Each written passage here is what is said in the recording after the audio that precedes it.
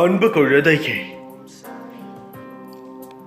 நீ என் மீது நம்பிக்கை வைத்திருக்கிறாய், இல்லை என்று நான் கூறவில்லை.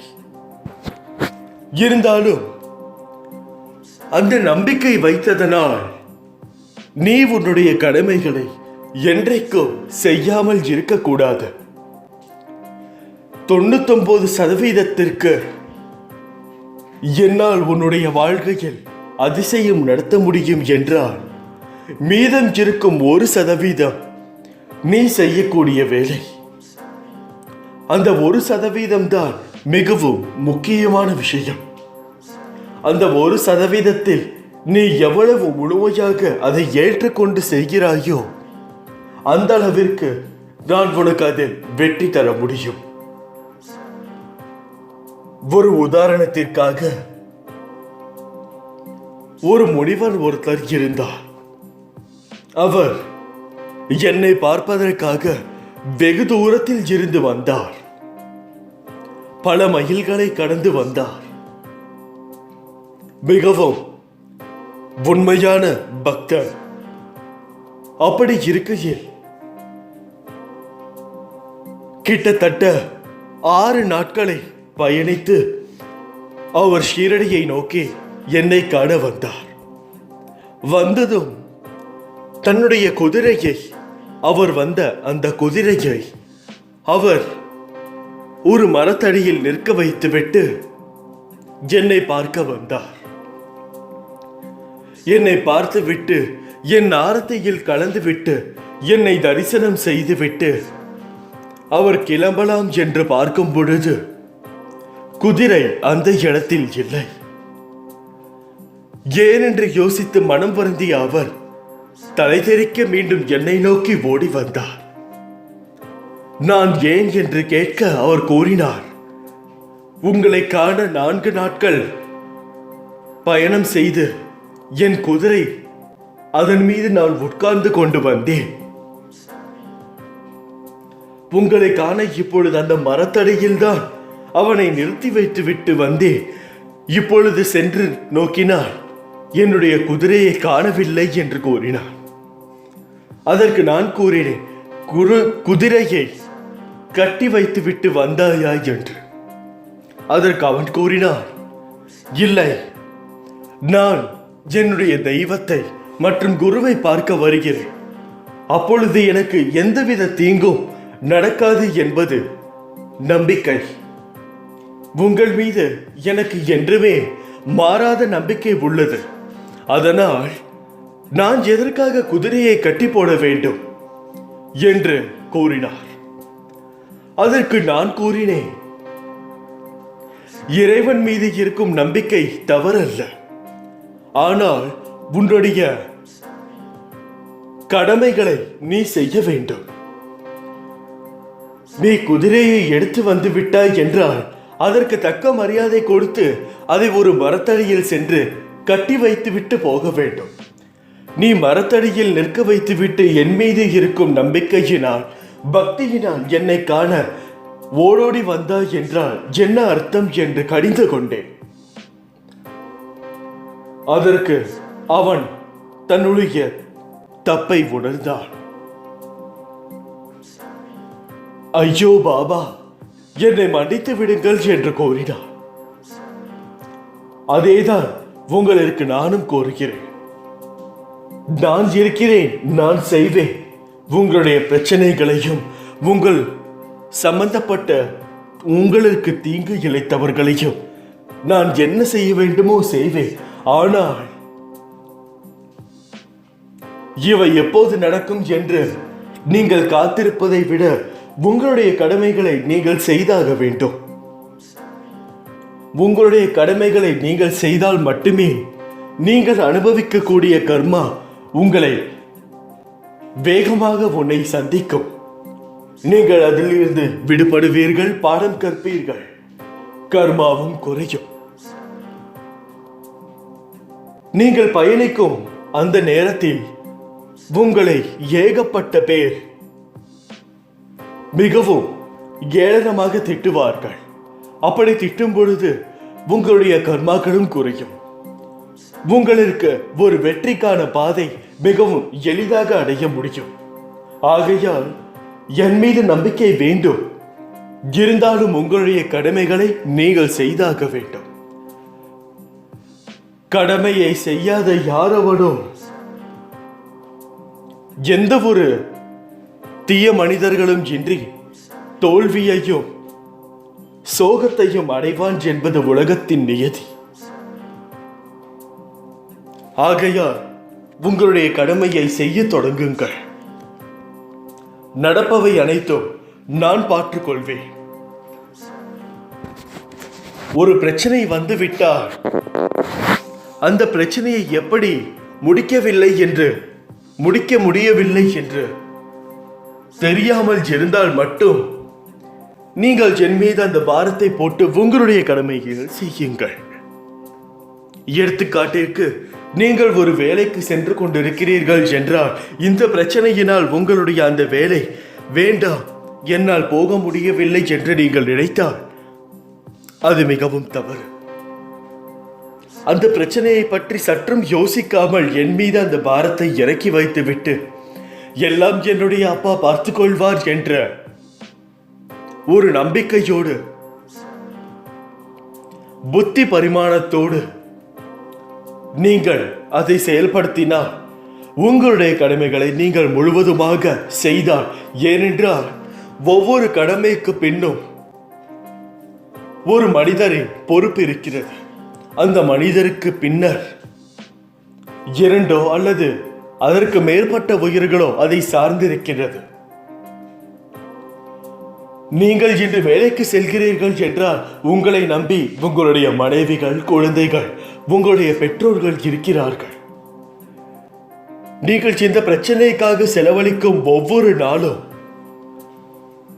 உங்களுடைய குடும்பத்தின் சந்தோஷத்தை குறைக்கக்கூடிய வெகு விதையாகும். ஆகையால் இதை புரிந்து கொண்டு நடக்க வேண்டியது இங்கு உள்ள ஒவ்வொரு மனிதர்களின் கடமையாகும். உன்னுடைய பிரச்சனைகளை அனைத்தும் நான் பார்த்துக் கொள்கிறேன். உன் வேலையை யாருக்காகவும் எதற்காகவும் தள்ளி போடாமல் இரு. நிச்சயமாக உனக்கு நல்லது நடக்கும். உன் வாழ்க்கையில் நிச்சயமாக வெற்றி என்ற தெய்வத்தை நான் ஏற்றுவேன் என்பதில் எந்தவித சந்தேகமும் இல்லை. ஆகையால் நான் சொல்வதை முழுவதுமாக கேட்டு உங்கள் வாழ்க்கையில் வெற்றி பெற ஒரு முதற்படியை இன்று முதல், இந்த நொடி முதல் எடுத்து வையுங்கள். வாழ்க்கையில் என்றும் கடந்த பாதைகளை சற்று நீ நினைவு கொள். நீ எவ்வளவு மாறி உள்ளாய் என்பதை உணர்வாய். உனக்கு கஷ்டங்கள் எப்போதும் இருப்பதை போன்று உணர்கிறாயா? நீ வாழ்க்கையில் வெளிவேஷம் போட்டு வாழவில்லை. நீ மற்றவர்களுக்கு நல்லது நினைத்தால் அதை தப்பாய் புரிந்து கொள்கிறார்கள் என்று புலம்புகிறாய். உன் கவலையை விடு. உண்மையான அன்பு கொண்டவர்களை காண்பது அரிது. ஆனால் உன் அன்பை உதாசீனப்படுத்தியவர்களுக்கு நிச்சயம் உன் அருமையை நான் புரிய வைப்பேன்.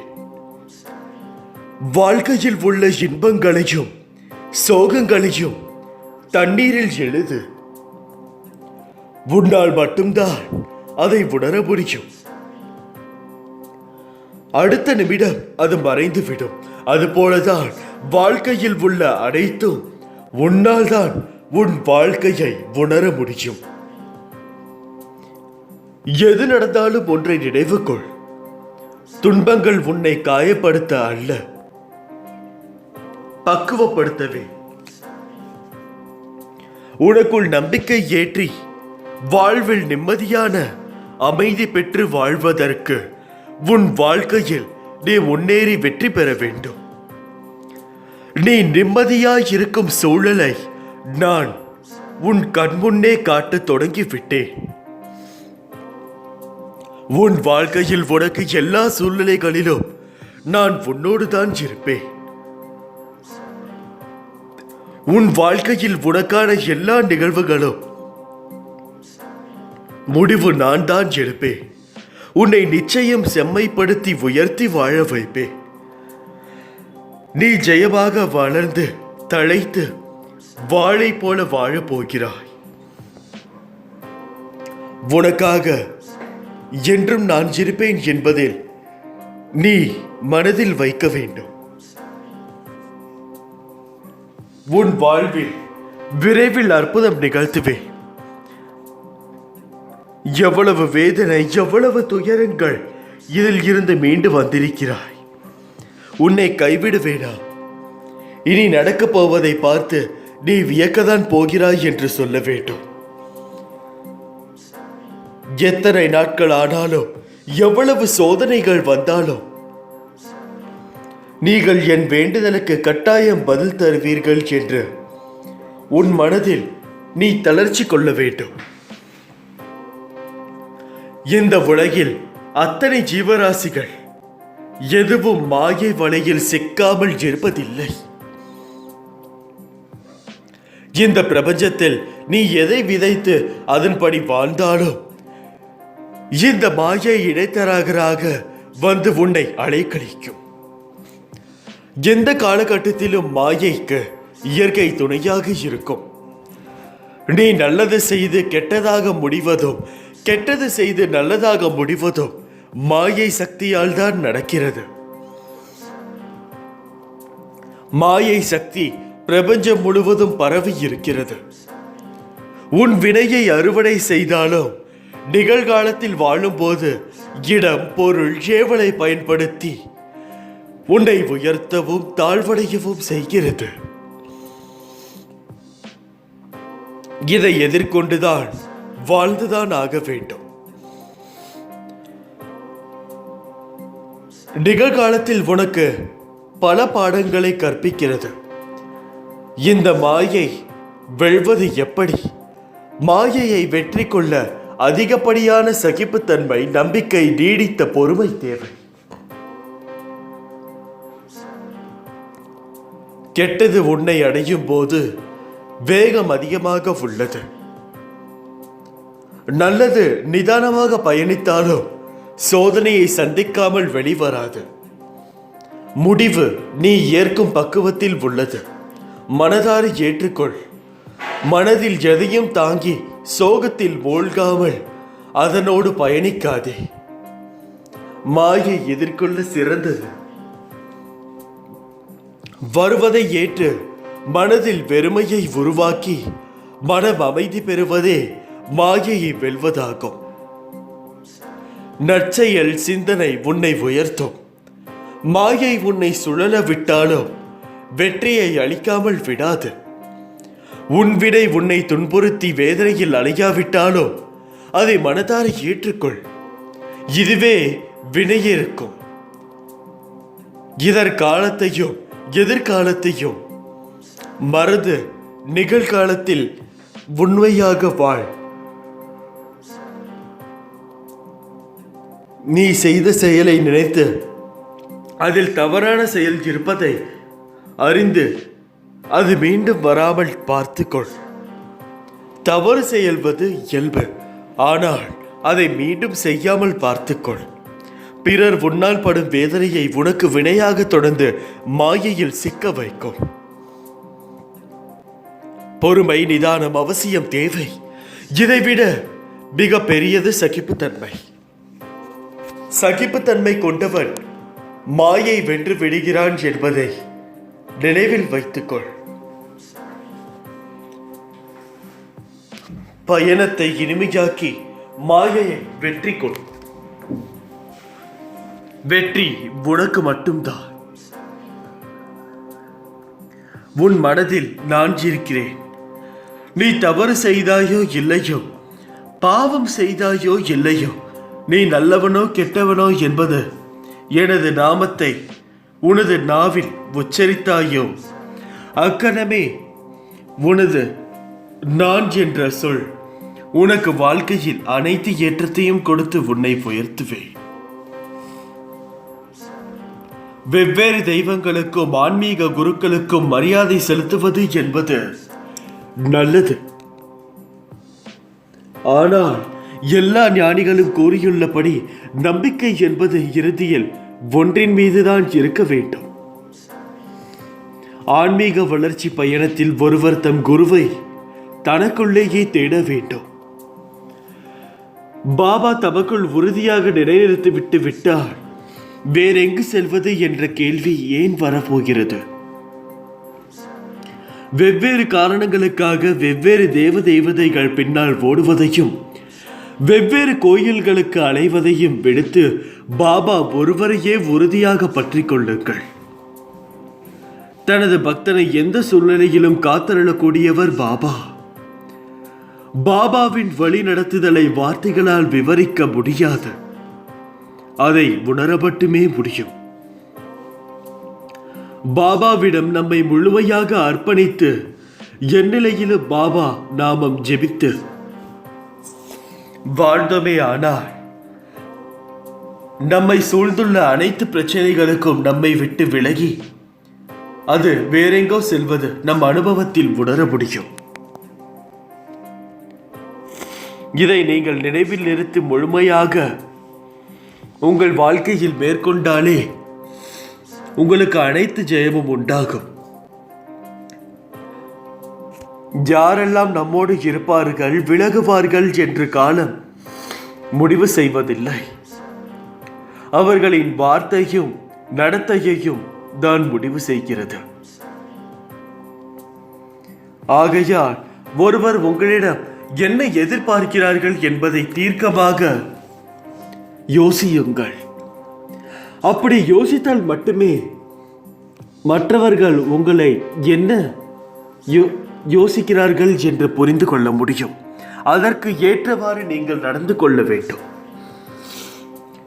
ஏனென்றால் பிறருடைய எதிர்பார்ப்புகளை பூர்த்திப்படுத்தினாலே இந்த உலகத்தில் உள்ள குடும்பத்தில் பாதி பிரச்சனைகள் தீரும். ஆகையால் அதை நீங்கள் முழு மனதுடன் நினைவில் வைத்து செயல்படுத்த தொடங்குங்கள். வெற்றி உங்களுக்கு மட்டும்தான் கிடைக்கும். என்னுடைய குழந்தைகள் அனைவருக்கும் ஒரு வெற்றி நிச்சயமானது. அது என்னவென்றால், தன்னுடைய வாழ்க்கையில் அவருடைய பிரச்சனையை முடித்து எப்போது முழுமையான ஒரு வெற்றியை அடைகிறானோ அப்போது அவன் என்னுடைய வார்த்தைகளையும் சொற்களையும் முழுமையாக கேட்டுள்ளான் என்பது அர்த்தம். லீலைகள் உன் வாழ்க்கையில் எந்த வகையிலும் ஊடுருவும். அதை இதுதான் என்று உன்னால் யோசிக்க முடியாததாய் ஆச்சரியம் உடையதாய் அமைந்து உன் வாழ்க்கைக்கு கொடுப்பேன். இப்போது தளர்ந்து நம்பிக்கையற்று திடம் இல்லாமல் எனக்கு என்ன செய்தீர்கள் என்று கேட்கும் அளவிற்கு உன் புத்தியும் மனமும் குழம்பி சஞ்சலமாய் உள்ளது.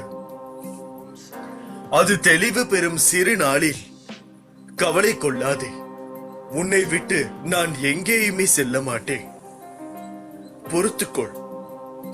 உன் கவலைகளுக்கு காரணம் உனது கர்மவினை என்றேன். நீயோ நான் எதுவும் பாவம் செய்யவில்லையே, எந்த வகையிலும் தவறு செய்யவில்லையே என்றாய். நீ இந்த ஜென்மத்தில் எந்த கர்மாவும் செய்யவில்லை. ஆனால் இதற்கு முந்தைய ஜென்மத்தில் நீ எப்படி இருந்தாய் என்பது உனக்கு தெரியாதல்லவா? வாழ்க்கையில் வேகம் விவேகம் இரண்டும் சமமான அளவில் இருக்க வேண்டும். அதில் ஒன்று குறைந்தாலோ அதிகமானாலோ எடுக்கும் காரியம் நிதானமாக இருக்காது. வேகம் இருக்கும் இடத்தில் விவேகம் இருக்காது. இதை பொறுமையுடனும் நிதானத்துடனும் எதிர்கொண்டால் நிச்சயம் வேகமும் விவேகமும் பெறலாம். வாழ்வில் எதிர்கொள்ளும் பிரச்சனைகள் என்னவாகவும் இருக்கலாம். ஆனால் அதில் உள்ள பொறுமையின் அளவை வைத்தே நீ போகும் எதிர்கொள்ளும் தூரம் இருக்கும். பிரச்சனைகள் வருவது இயல்புதான். ஆனால் அது எதிர்கொள்ளும் தைரியத்தை விட்டுவிட்டு எனக்கு ஏன் இப்படி என்று கேட்கிறாய். உனக்கான எல்லாவற்றையும் நான் உனக்கு கொடுத்துள்ளேன். கொடுத்துள்ள அனைத்தும் வைத்து நீ எப்படி கஷ்டம் என்ற படிக்கட்டுகளில் ஏறுகிறாய் என்பதுதான் உனக்கு வைக்கும் தேர்வு. நீ வாழ்க்கையின் பாடங்களை புரிந்து கொள்ள வேண்டும். அதில் நான் வைக்கும் தேர்வில் நீ தேர்ச்சி பெறுவாய். சில கரடுமுரடான பாதையில் பயணிக்கும் இடத்தில் சறுக்கதான் செய்யும். அதற்காக நான் அங்கே நிற்கிறேன் என்று சொல்வாயா? அதை நீ என்னிடம் வேண்டுகிறாய். ஒரு நிமிடத்தில் எல்லாம் மாறலாம். ஆனால் அது இயற்கை நியதிக்கு அப்பாற்பட்டது. கடவுளுக்கும் நிம்மதிக்கும் விதி என்பது ஒன்றுதான். அதனால் நான் செய்யும் நிகழ்வுகளை புரிந்து நடந்து கொள். உன்னோடும் உன் குடும்பத்தோடும் நான் இருக்கிறேன். நீ எந்த ஒரு விஷயத்தை நினைத்தும் கவலைப்பட தேவையில்லை. என் உயிரான பிள்ளைக்கோ வாழ்க்கையின் வேகம் சத்தியமாக புரியவில்லை. தண்ணீர் எப்படி கீழே சிந்தினால் காய்கிறதோ அந்த அளவுக்கு சீக்கிரமாக நகர்கிறதுதான் வாழ்க்கை. எல்லாருக்கும் நல்ல நேரம் வாழ்க்கையில் வேகமாக வருகிறது. எனக்கு மட்டும் ஏன் கஷ்டங்கள் என ஆதங்கப்படுகிறாயே? உன் வாழ்க்கையில் உனக்கானது உனக்கான சரியான நேரத்தில் நடைபெறும். மற்றவர் வாழ்க்கையோடு உன்னை ஒப்பிடாதே. அவர்களின் வாழ்க்கை சாயல் வேறு, உன் வாழ்க்கையின் சாயல் வேறு. இரண்டையும் படைத்தவன்தான் நான். அதற்கான தேவைகள் எல்லாம் நேரம் வரும்போது நிச்சயம் உன்னை வந்து அடையும். உன் குடும்பத்தை நானே வேரூன்றி நிற்க செய்தவன். உன்னுடைய விருப்பத்திற்கேற்றவாறு உனக்கு என்ன தேவையோ அதை செய்ய மாட்டேனா? உன்னை உண்மையான பக்தர்கள் எவரும் இவ்வுலக வேதனைகளை வேதனைகளாக கருவதில்லை. பாபாவை விட்டு பிரிந்திருப்பதையே உண்மையான பக்தர் பொல்லாத வேதனையாக கருதுவார். உலகையே பணயம் வைத்து கூட பாபாவுக்கு நெருக்கமாய் இருப்பதையே அவர்கள் முயற்சி செய்வார்கள். சாதாரணமாக வேதனையில் இருக்கும் மக்களே பாபாவை நாடி வருகின்றனர். பிரச்சனை எதுவுமே இல்லை என்றாலும் பாபாவை நாடி வருபவர் சிலர் உண்டு. மனிதர்கள் எப்போதும் இறைவனை பொறுத்தவரை இந்த விதமாகவே நாடுகிறார்கள்.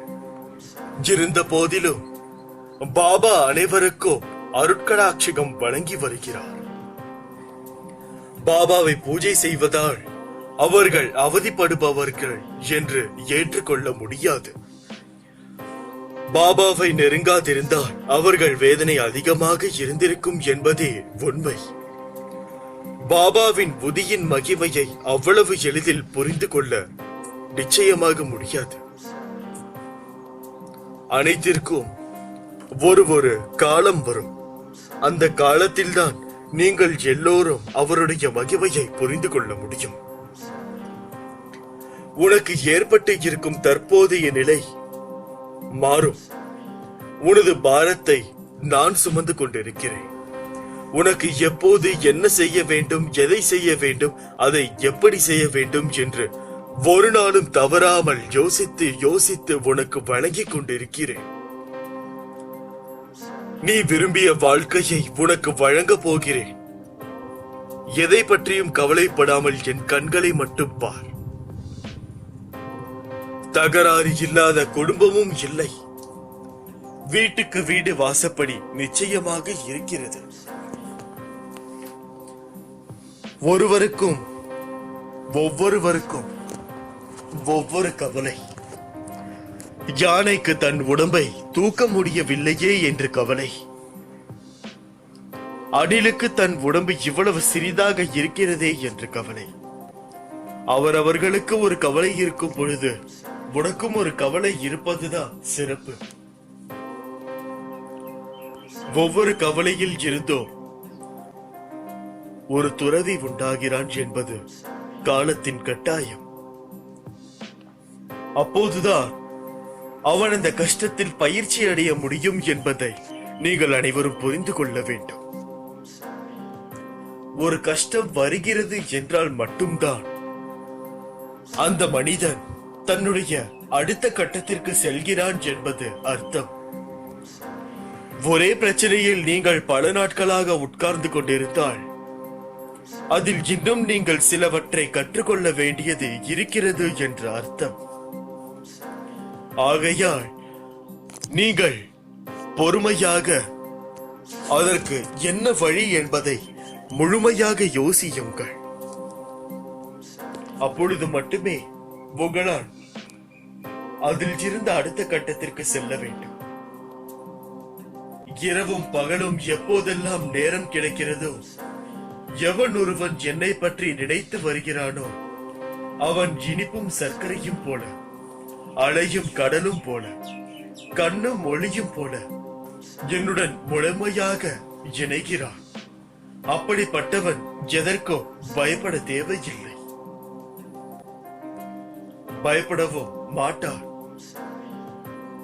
என்னுடைய அதாவது பாபாவின் அருகில் இருக்கும் பாக்கியம் கிடைக்க வேண்டும். அதன் பிறகு தாண்ட முடியாதது எதுவுமே இல்லை. கொஞ்சம் கொஞ்சமாக அனைத்து விஷயங்களும் ஒரு ஒழுங்கிற்கு வந்து நிற்கும். ஓய்வெடுப்பதோ பேசுவதோ நடப்பதோ எந்த காரியமாக இருந்தாலும் சரி, ஒவ்வொரு கணமும் அசைக்க முடியாத சிரத்தையை கடைபிடித்தால் பக்தன் தான் விரும்பிய மனோதாரங்கள் அனைத்திலும் நிறைவு பெறுவார். ஆனாலும் ஆரம்ப நிலையில் தினப்படி விவகாரங்களில் ஏதாவது ஒரு அற்புதம் காட்டி ஆன்மீக பாதையில் ஈடுபட ஏற்பட செய்து பக்தர்களை வழிநடத்துகிறார் பாபா. இந்த உலகத்தை நீங்கள் முதலில் புரிந்து கொள்ளுங்கள். அப்பொழுது நிச்சயமாக உங்களால் இங்கிருக்கும் சாமானியர்களை சந்திக்க முடியும், சந்தோஷப்படுத்த முடியும். ஒருவர் கவலையில் இருக்கும் பொழுது தட்டி கொடுக்க முடியும். அதற்கு எல்லாம் நீங்கள் பயிற்சி எடுக்க வேண்டும். ஒருவன் கஷ்டத்தின் எல்லை வரை சென்று அவன் கஷ்டத்திலேயே உயிரிழந்தான் என்பது எந்த ஒரு சரித்திரத்திலையும் கிடையாது. ஆகையால் கஷ்டப்படுபவர்களுக்கு நிச்சயமாக பலன் உண்டு என்பதை யாரும் மறந்து விடாதீர்கள். உங்களுக்கு கிடைக்க வேண்டியது நிச்சயம் கிடைக்கும். உன் உள்ளத்தில் என்னை நீ சுமப்பதால் இந்த உலகத்தில் எப்போதும் நான் உன்னோடு இருப்பேன். உன் துயரத்திலும் என்னை அரவணைத்துக் கொள். உன் தந்தையாக நான் உன் துயரத்தை தீர்ப்பேன். உன்னோடு விளையாட எனக்கு ஆசை. அதனால்தான் உன் சாய் தேவா சில தருணம் என் பிள்ளையை என் மடியில் அமர்த்திக் கொள்வேன். சில தருணம் உன்னை தூரமாக போ என்று நானே சொல்வேன். உன் மனதில் இருந்து கொண்டு விளையாடுபவன் நானே. எதற்கும் கவலை கொள்ளாதே, எல்லாம் கடந்து போகும். ஒரு அழகான தருணத்திற்கு விரைவில் என் லீலைகள் உன்மேல் மலர்களான சாரலை தூவ போகிறேன். ஆசீர்வாதங்களும் அள்ளித்தர போகிறேன். வாங்க தயாராக இரு என் கண்மணியே. இதோ என் சச்சரிதத்தை உங்களுக்காக என் முன்னால் திறந்து வைத்துக்கொள். நானும் திறந்து வைத்துள்ளேன். இந்த கடினமான நேரத்தில் பாராயணம் செய்வதற்காக நான் உங்களுடனேயே இருக்கிறேன். பயம் எதுவும் வேண்டாம். நாளையில் இருந்து பாராயணம் செய்ய ஆரம்பியுங்கள். நான் உங்களுடன் இருப்பதை நீங்கள் உணர்வீர்கள். உன் வாழ்க்கையில் உள்ள ஏக்கங்கள், சில விஷயங்கள் உன் கண்முன்னே நடக்கும் போது நமக்கும் இதை போன்ற விஷயம் எந்த நேரத்தில் நடக்குமோ நடக்காதோ என ஏங்கிக் கொண்டிருக்கிறாய். அவை அனைத்தும் அந்த ஏக்கங்களோடு இருக்க வேண்டாம். பொறுமையும் தன்னம்பிக்கையும் தான் தைரியம். அதை நீ தொலைத்து விடாதே. எப்பொழுது நீ எந்த பிரச்சனைகளை சந்திக்க நேர்ந்தாலும் அதை எதிர்த்து போராட கற்றுக்கொள். அப்போது அதுவே உன்னை காப்பாற்றும்.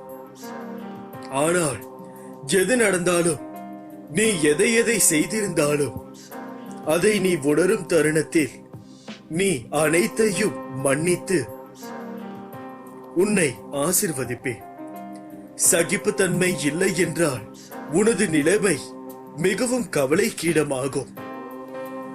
இதை மட்டும் நினைவில் வைத்துக் கொண்டு மகிழ்ச்சியாக வாழ்வதற்கு எனது நாமத்தை உச்சரித்துக் கொண்டிரு. நீ எவ்வளவு பெரிய வம்சாவளியை சேர்ந்திருந்தாலும், ஒழுக்கத்தோடும் சிறந்த நற்குணங்களோடு இருந்தாலும், வறுமையின் காரணமாக மிகவும் கடினமான சூழ்நிலையில் இருந்தாலும், உனக்கு அனைத்தையும் ஏற்றுக்கொள்ளும் மனதிற்கு மன தூய்மையையும் தன்னலமற்ற சிந்தனைகளும் எண்ணங்களும் இல்லை என்றால் எதையுமே நீ எதிர்கொள்ள முடியாது, சாதிக்கவும் முடியாது. மிகவும் முக்கியம் சகிப்புத்தன்மை. இது மட்டும் உனது வாழ்வில் இல்லாவிட்டில் உனது வாழ்க்கையே பறிபோகிவிடும். நான் பக்கபலமாக இருந்தாலும், நானே அனைத்திற்கும் சர்வாதிகாரி என்றாலும், அனைத்தும் எனக்கு கட்டுப்பட்டு இருந்தாலும், உன்னிடம் நிலையான உண்மையான பக்தியும் இருந்தால் மட்டுமே நான் உன்னை அனைத்திலும் இருந்தும் பாதுகாக்க முடியும். நம்பிக்கையும் சகிப்புத்தன்மையும் உனது தைரியத்தையும் நான் உன்னிடம் இருந்துதான் எதிர்பார்க்கிறேன். உன் வருகைக்காகவோ நான் காத்திருக்கிறேன். என்னை ஏமாற்றி விடாதே. நான் உனக்கு உனது மனநிலையை புரிந்து கொண்டு அழைப்பு விடுத்திருக்கிறேன். எனது அழைப்பை ஏற்றுக்கொண்டு எனக்கு பிடித்ததை எடுத்துக்கொண்டு விரைந்து வா. அப்பா உனக்காக எனது விழி திறந்து எனது தர்பாரில் உனக்காக காத்திருக்கிறேன். எனது அனுமதியின்றி எதுவும் நடக்காது. எவரையும் நெருங்க விட மாட்டேன். எனது அனுமதியின்றி எவரும் எனது மண்ணில் பதம் பார்க்கவும் முடியாது, பாதம் பதிக்கவும் முடியாது. உனக்கு ஏற்பட்ட துயரங்கள் அனைத்தும் உன்னை விட்டு விலகிவிடும். தன்னம்பிக்கையை என்றைக்கும் இழந்து விடாதே. அனைத்தும் விரைவில் மாறப்போகிறது என்பது மட்டும் நிஜமான ஒரு காரியம். சாய்பாபாவின் தீவிர உண்மையான பக்தர்களுக்கு பகவத்கீதை, குரான், பைபிள், தேவாரம், திருவாசகம், திருமுருகாற்றுப்படை, ஸ்ரீமன் நாராயணியம், திவ்ய பிரபந்தம், அபிராமி அந்தாதி, ஸ்ரீருத்ரம் என புனித நூல்களாக இருக்கிறது. யாருடைய பாவங்கள் நீக்கப்பட்டு விட்டதோ அவர்களே சாயிநாதரின் அருளை பெற முடியும். ஸ்ரீ சாயி சச்சரிதத்தை படிக்க இயலும் சாய் அருள் இருந்தால் மட்டுமே சாய் சச்சரிதம் புத்தகம் உங்களை தேடி வரும். தேடி வந்தாலும் சாய் அருள் இருந்தால் மட்டுமே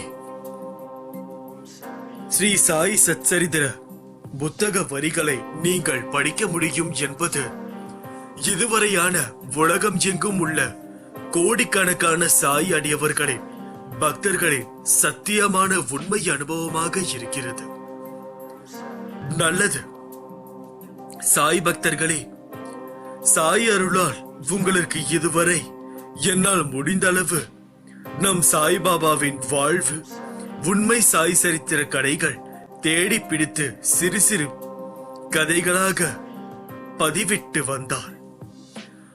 உலகமெங்கும் உள்ள சாய் பக்தர்களான நீங்கள் அனைவரும் நாள்தோறும் ஆயிரக்கணக்கில், அதாவது ஆயிரக்கணக்கில் பெரும் ஆதரவு அளித்து வந்தார்கள். அதை கண்டு அனைவரும் பெருமையும் உற்றார்கள். ஸ்ரீ சாய் சச்சரிதம் இத்திருப்புரு புனித புத்தகம் இந்த அற்புத அத்தியாய வரிகள் உங்களை, என்னை, நம்மை சாய்பாபாவின் இறையர்கள் சொர்க்க உலகத்திற்கே உங்களை கொண்டு செல்லும். நீங்கள் தினமும் சாய் சச்சரித்திர அத்தியாயங்களை மனம் குவிந்து படிக்கும் போது உங்கள் வாழ்க்கை உங்களுக்கு பிடித்ததாக மாறும். நீங்கள் இழந்தது அனைத்தும் மகிழ்ச்சியையும் பெறக்கூடியதாக இருக்கும். உங்கள் வாழ்வில் உங்களுக்கு வேண்டியது என்ன, வேண்டாதது எது என்று உறுதியாக முடிவெடுத்து செயல்படுத்துவீர்கள்.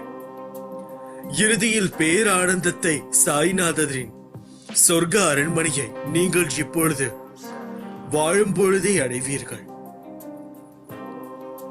உங்கள் வாழ்வு ஒவ்வொரு நொடியும் ஆனந்தமாக மாறும். ஆனந்தமாக வாழ்வீர்கள். கோடிக்கணக்கான சாய் அடியவர்களின் ஒருவன் நம் சத்குரு சாய்பாபாவின் திருமலர் பாதுகைகள் வேலைக்காரன் பக்தர் பகன் ஆவான் என்று அத்தியாயங்களில் ஒவ்வொன்றாக நாள்தோறும் இனிவரும் நாட்களில் வரும். நமஸ்காரங்களும் நமக்கு மிகவும் முக்கியம். அதை ஒவ்வொரு நாளும் நாம் தேடி படிக்க வேண்டும். ஆகையால் நான் ஏதாவது ஒரு வழியில் உங்களிடம்தான் இருக்கிறேன். படம், பொருள், பதவி, அதிகாரம் படைத்தவர்களாக இருப்பது மட்டுமே பாக்கியம் என்று நீ நினைத்துக் கொள்கிறாய். ஆனால் உண்மை அது அல்ல. பாவங்கள் நீங்க பெற்றவர்களே உண்மையான அதிர்ஷ்டசாலிகள். அதுதான் மகிழ்ச்சியான, நிறைவான வாழ்வை தரும். நீ தெரிந்தோ தெரியாமலோ பிறருக்கு செய்த தவறை உணர்ந்து அதற்காக வருந்தி என்னிடம் வழிபடுகிறாயே. நீ என்று அப்படி வழிபட்டாயோ அன்றே உன் பாவங்கள் நீங்கி நீயும் நல்வாழ்வு பெற ஆரம்பித்து விட்டாய் என்பது அர்த்தம். தீங்குக்கு தீங்கு என்பதை தவிர பிறருடைய அவசொற்கள் உனக்கு தீங்கு இழைக்காது. அந்த பாவ செயல்களின் வினை செய்தவர்களையே போய் சேரும் என்பதில் எந்த ஒரு சந்தேகமும் வேண்டாம். நீ அமைதியாக இரு. என்றும் தாழ்ந்து போக மாட்டாய். என் வார்த்தைகள் மீது மட்டும் நம்பிக்கை வை. உன் கர்ம வினைகளை அழித்து உனக்கு உதவவே நான் இருந்தே கூறுகிறேன். என் வார்த்தைகள் மீது நீ நம்பிக்கை வைத்து செயல்பட்டால் உனக்கு எல்லாம் வெற்றியே. என் பரிபூரண அன்பும் ஆசீர்வாதமும் அன்பும் பெற்ற என் செல்ல பிள்ளை நீ. இப்படிக்கு உன் சாயப்பா. அல்லாஹ்.